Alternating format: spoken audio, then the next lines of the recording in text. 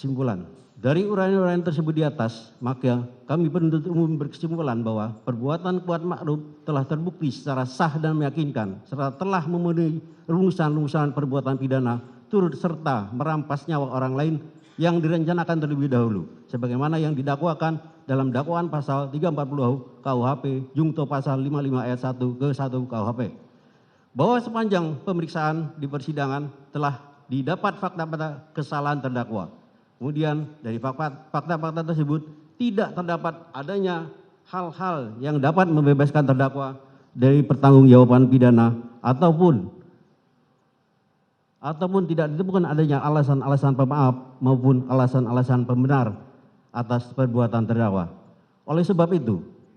terhadap perbuatan terdakwa tersebut, maka terdakwa wajib mempertanggungjawabkan, dan untuk itu terdakwa harus dijatuhi hukuman yang setimpal dengan perbuatan